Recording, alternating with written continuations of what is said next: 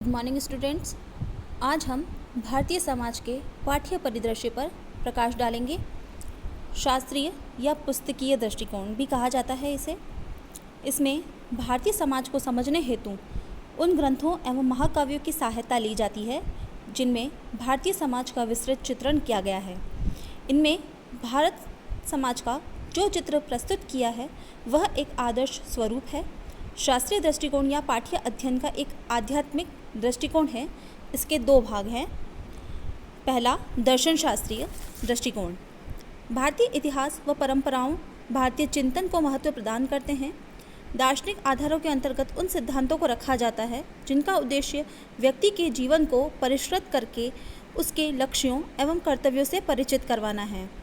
धर्म की प्रधानता, पुरुषार्थ, कर्म व पुनर्जन्म, ऋण व यज्ञ तथा संस्कार भारतीय समाज के प्रमुख दार्शनिक आधार माने जाते हैं। दूसरा, भारतीय विधा। इस दृष्टिकोण के समर्थन भारतीय समाज को समझने के लिए भारतीय धर्म ग्रंथों तथा वैधानिक ऐतिहासिक प्रलेखों को आधार बनाते हैं। उनका मानना है कि आधुनिक भारतीय संस्थाओं की व्याख्या प्राचीन ग्रंथों से प्राप्त तथ्यों द्वारा संभव है व इन्होंने ये भी माना है कि ग्रंथ जितना प्राचीन होगा उतना ही वह प्रामाणिक होगा। जी.एस. गुर्ये इस दृष्टिकोण के प्रमुख समर्थक हैं। आज हम जी.एस. गुर्ये द्वारा दिए गए पाठ्य परिदृश्य को यहाँ समझने की कोशिश करेंगे।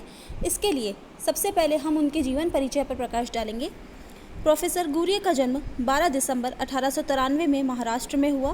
पैट्रिक गिट्स जिन्होंने 1919 में मुंबई विश्वविद्यालय में समाजशास्त्र विषय का अध्यापन कार्य प्रारंभ किया और पृथक विभाग स्थापित किया। उन्होंने जी.एस. गुर्ये को विदेशी छात्रवृत्ति प्रदान करने की सिफारिश की।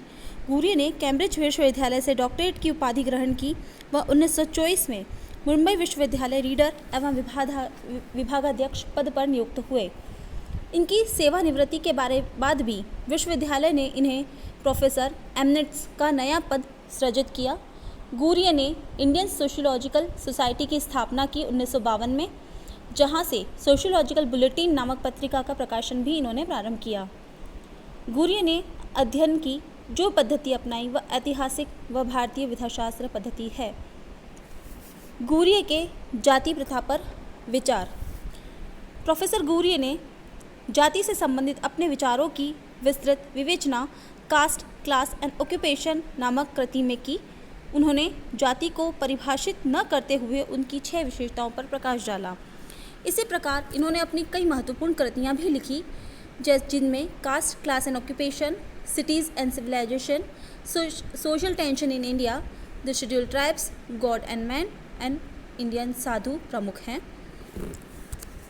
प्रोफेसर गुर्ये ने जाति की 6 विशेषताएं बताते हुए बताया है।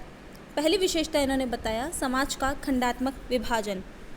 खंडात्मक विभाजन से तात्पर्य है एक जाति के सदस्यों की सामुदायिक भावना संपूर्ण समुदाय के प्रति न होकर अपनी जाति तक ही सीमित हो जाती है। दूसरी विशेषता इन्होंने बताई है जाति में संस्तरण पाया जाता है। रैंकिंग सिस्टम, हम संस्तरण के बारे में कह सकते हैं कि यह एक तरह का रैंकिंग सिस्टम होता है जिसमें सर्वप्रथम ब्राह्मण, क्षत्रिय, वैश्य और शूद्र क्रमशः इस तरह का क्रम पाया जाता है। तीसरा, भोजन तथा सामाजिक सहवास पर प्रतिबंध होता है, अर्थात उच्च जाति के व्यक्ति जो निम्न जाति के व्यक्ति हैं उनके साथ भोजन नहीं ले सकते और सामाजिक सहवास पर भी प्रतिबंध होता है। नागरिक एवं धार्मिक निर्योग्यताएं, जो भी सार्वजनिक जो सुविधाएं होती हैं, नागरिक अधिकार होते हैं, उन्हें निम्न जाति के लोगों को वंचित रखा जाता है। व्यवसाय पेशे के प्रतिबंध, अप्रतिबंधित चुनने का प्रभाव। निम्न जाति का व्यक्ति या उच्च जाति का व्यक्ति उसी प्रकार के व्यवसाय को करने के लिए प्रतिबंधित थे जिस जाति में उन्होंने जन्म लिया है। विवाह संबंधी प्रतिबंध, ये कि निम्न जाति के व्यक्ति उच्च जाति के व्यक्ति में विवाह नहीं कर सकते और उच्च जाति के व्यक्ति निम्न जाति के व्यक्ति में विवाह नहीं कर सकते थे। आज की कक्षा में हम इतना ही पढ़ेंगे। अगली कक्षा में हम जाति की उत्पत्ति पर गुर्ये के विचार और व्यवसाय के बारे में गुर्ये के विचार को पढ़ेंगे। धन्यवाद।